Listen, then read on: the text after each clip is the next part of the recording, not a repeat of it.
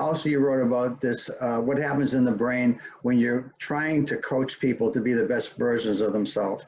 And so I also think about how do you coach companies? How do you coach individuals at the highest levels to be the best versions of themselves? And so you talked about the connection between when you're coaching for compassion and what gets activated in the brain, and also when you're coaching for compliance, when you're trying to fix something, and how it's different. And I wonder if you talk a little bit about that, because I think that's a really important part of your work. And I know people, not everybody's a coach, but I think often we all are in a position where we're trying to help somebody grow in some ways. And I love the quote from you listed about the Gestalt therapist that thinks of it somewhat as an art, not just as a science. When you're trying to work with others in therapy or in coaching, it seems to me, I think of emotional intelligence that way. At some level, if I'm trying to help people to feel a certain way, because it's in their interest after we've talked, that's going to help them to be the best version of themselves. How do you do that? How do you motivate them? And in part, you want to know how the science of emotion works. And you also want to know how they work. What's unique about them? And that's the art for me. And so when you think about it and you think about the science of what you're seeing in your lab, what shows up when you're trying to help people be the best versions of themselves? Along the way, you want to fix the things that are broke because that helps them to be there. But you don't start with what's broken, let's fix this. And what's the difference in the brain in terms of how that impacts an individual? Yeah, I mean, I think this goes all the way back to Aristotle and the idea of living a purposeful life, and also relates to sort of different conceptions of happiness, where we're often caught up in a hedonic idea of happiness, where you're just trying to maximize your own pleasure and minimize your own pain. And that's the kind of self-serving kind of capitalistic model. It's long been known that there's a problem with that. It's sometimes referred to as the paradox of hedonism, which is aiming for your own pleasure and reducing your own pain. It's not actually a very effective way of increasing your pleasure and reducing your pain. Aristotle suggested a eudaimonic approach to happiness, which is to say a purpose-driven, larger vision that goes beyond yourself to something that you want to achieve in the world that impacts other people. And one thing about adopting this kind of eudaimonic purpose-driven view is it actually, in the short term, often means that you reduce your pleasure and increase your pain. I often say to my students, you doing a college degree right now may not increase your pleasure and reduce your pain, particularly as we're coming to exam time. However, it is part of a eudaimonic kind of goal. So, and it turns out that if you're attuned into that sort of purpose-driven way of thinking, you tend to be more successful actually at even increasing your hedonic happiness. So I think it's very important that is facilitated for people, and that people in coaching, I think everyone has to come up with their own narrative, but one of the things you can do as a coach is encourage people away from sort of just self-serving kind of values and towards more eudaimonic values, more like find your purpose in the world that yes, looks after you.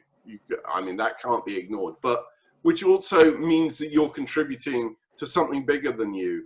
And as people work on a narrative like that, as organizations work on a narrative like that, it may have some short-term, it may not get you there as quickly sometimes, but in the long term, it's a much more effective strategy, and one that I think is not only very effective for the individual in the sense that it gives them a much more secure sense of happiness, a sense that there's a life I can look back on and feel proud of. I can feel good about this life.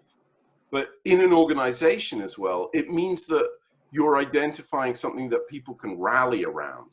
People don't rally around, let's make the CEO happy. I mean, they might do that in order just to sort of survive, but that doesn't really produce sustained motivation in people. But to work for an organization that's doing something that you believe in, that can produce much more powerful motivation, I think.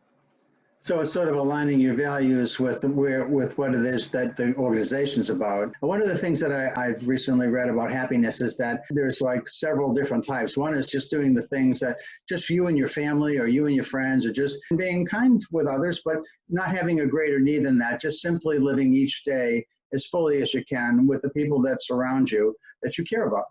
Another version was when you are doing that, plus you're using your strengths in meaningful ways. You're playing to the things that you feel are special about you that you can contribute.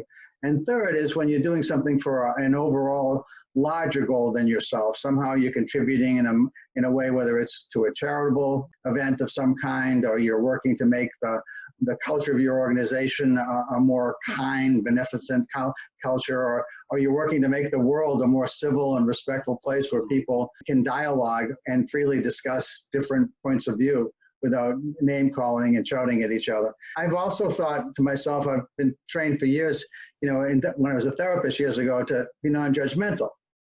And so I don't put like a value on any of those. I think everybody seeking whatever level works for them is fine. And because somebody works for the greater good of others. I mean, Woody Guthrie was an example. I don't know if you know the singer. I'm not well, but yeah. But yeah, well, he was a union organizer, and he fought for the rights of migrant workers and all kinds of people in lower levels of jobs, and at the same time he was never home for Arlo, his son. He gave up the family time to go do that. And so to me, it's, again, I don't judge people. People do what they do, and then you try, in my mind at least, to help them be the best versions of themselves. That's why I like the intentional change theory. When I first heard about it, it was like I'd been taught years ago to try to help people be the best versions of themselves as a way of helping them to grow, because it's the legacy exercise. When it's all said and done, what do you want said about you? And people write these glorious things. Well, are you living that way today? So those are the things that will be said about you. And then there's a reality check about, well, I say family is the most important thing, but I seem to be spending 90% of my time at work or on work. So maybe I got to rethink some of that somehow.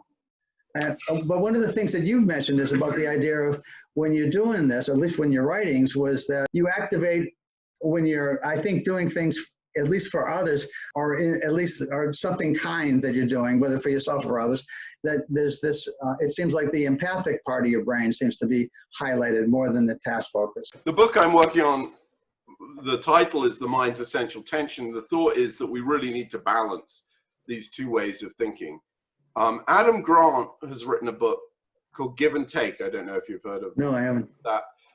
And he talks a little bit about this kind of issue, and he talks about different types of givers.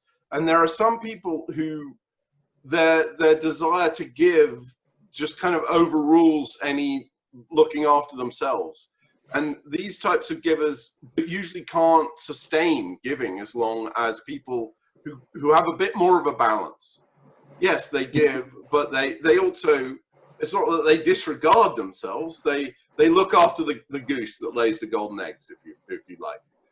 And so I think I love your description of these three areas, ways in which we can be meaningful and purposeful. And I think it is very important to remember the everyday and the local, because one can get sort of bent out of shape by just aiming at the big goal, the big kind of grand aim or vision. Yeah, that can be a very difficult life, and it can mean, as you say, that you end up disregarding or being cold to the people immediately around you.